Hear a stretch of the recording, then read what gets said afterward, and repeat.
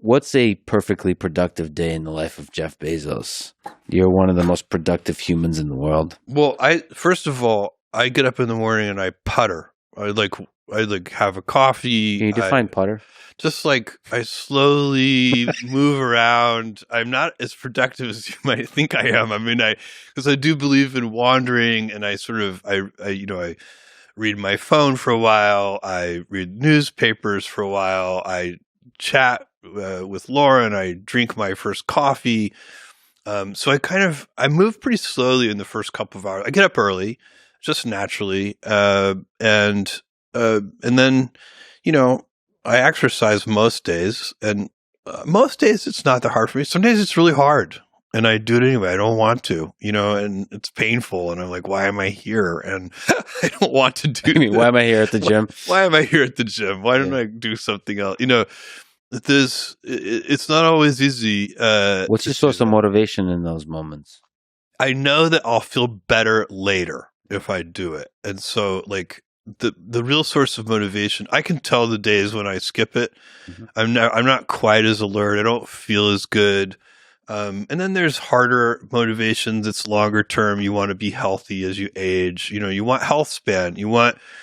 Ideally, you want to be healthy and moving around when you're 80 years old, and so there's a lot of, but that kind of motivation is so far in the future, it can be very hard to work in the second. Yeah. So thinking about the fact I'll feel better in about 4 hours if I do it now, I'll have more energy for the rest of my day, and so on and so on. What's your exercise routine, just to linger on that? How much you curl? I mean, what are we talking about here? That's all I do at the gym. So my routine, on a good day, I do about half an hour of cardio, and I do about 45 minutes of weightlifting, resistance training of some kind, mostly weights. I have a trainer who, I love, who pushes me, which is really helpful. I'll be like, he'll say, Jeff, do you think can we go up on that weight a little bit? And I'll think about it, and I'll be like, no, I don't think so. And he'll look at me and say, yeah, I think you can. And of course he's right. Yeah, of course. So it's helpful to have somebody push you a little bit. But almost every day you do that. I do almost every day. I do a little bit of cardio and a little bit of weightlifting, and I'd rotate. I do a pulling day and a pushing day and a leg day. It's all pretty standard stuff. So puttering, coffee, gym, and then work. So what's work look like? What are the productive hours look like for you? A couple of years ago, I left as the CEO of Amazon, and I have never worked harder in my life. I am working so hard, and I'm mostly enjoying it, but there are also some very painful days. Most of my time is spent on Blue Origin, and I'm so deeply involved here now for the last couple of years. And in the big, I love it. In the small, there's all the frustrations that come along with everything. We're trying to get to rate manufacturing, as we talked about. That's super important. We'll get there. We just hired a new CEO, a guy I've known for close to 15 years now, a guy named Dave Limp, who I love. He's amazing. So we're super lucky to have Dave, and, you're going to see us move faster there. But so my day of work, reading documents, having meetings, sometimes in person, sometimes over Zoom, depends on where I am. It's all about, the technology. It's about the organization. It's about, I'm very, I have architecture and technology meetings almost every day on various subsystems inside the vehicle, inside the engines. It's super fun for me. My favorite part of it is the technology. My least favorite part of it is, building organizations and so on. That's important, but it's also my least favorite part. So, that's why they call it work. You don't always get to do what you want to do. How do you achieve time where you can focus and truly think through problems? I do little thinking retreats. So this is not the only, I can do that all day long. I'm very good at focusing. I'm very good at, I don't keep to a strict schedule. Like my meetings often go longer than I plan for them to because I believe in wandering. My perfect meeting starts with a crisp document. So the document should be written with such clarity that it's like angels singing from on high. I like a crisp document and a messy meeting. And so the meeting is about like asking questions that nobody knows the answer to, and trying to like wander your way to a solution, and because and that is when that happens just right, it makes all the other meetings worthwhile. It feels good. It has a kind of beauty to it. It has an aesthetic beauty to it, and you get real breakthroughs in meetings like that. Can you actually describe the crisp document? Like, this is one of the legendary aspects of Amazon, of the way you approach meetings. This is the 6-page memo. Maybe first describe the process of running a meeting with memos. And meetings at Amazon and at Blue Origin are unusual. When we get when new people come in, like a new executive joins, they're a little taken aback sometimes, because the typical meeting will start with a 6-page narratively structured memo, and we do study hall.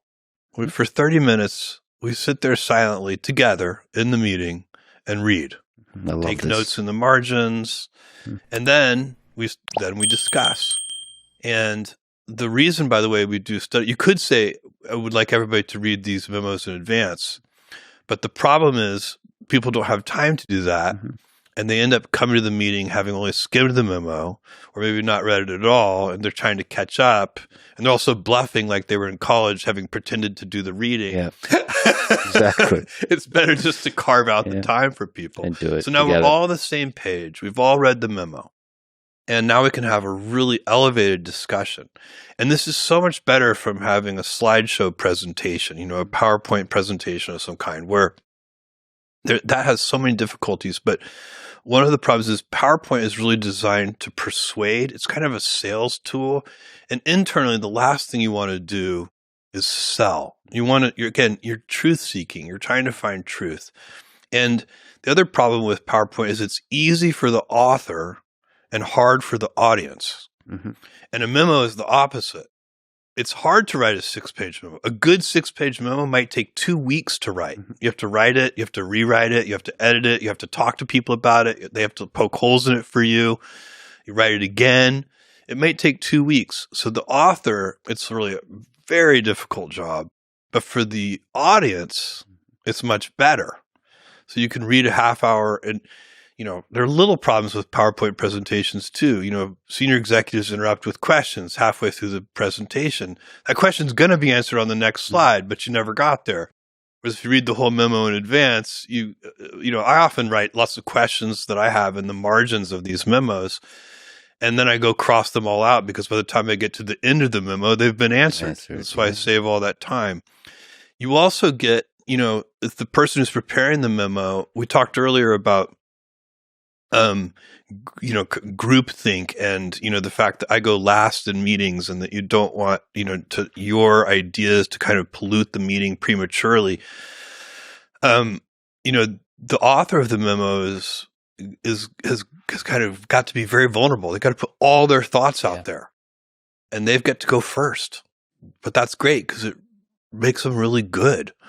And you get to see their real ideas, and you're not trampling on them accidentally in a big, PowerPoint presentation. What's that feel like when you've authored a thing and then you're sitting there and everybody's reading your thing? You're like, I think it's mostly terrifying. Yeah. Like maybe in a good way. I think it's like a purifying. I think it's terrifying in a productive way. Yeah.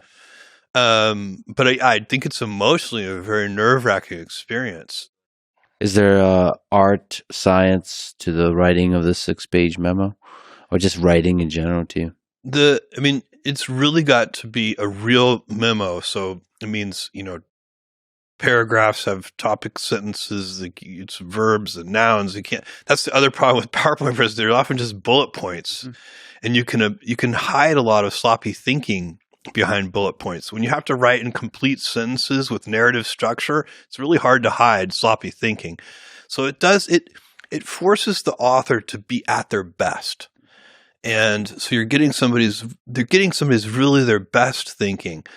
And then you don't have to spend a lot of time trying to tease that thinking out of the person. You've got it from the very beginning. So it really saves you time in the long run. So that part is crisp, and then the rest is messy.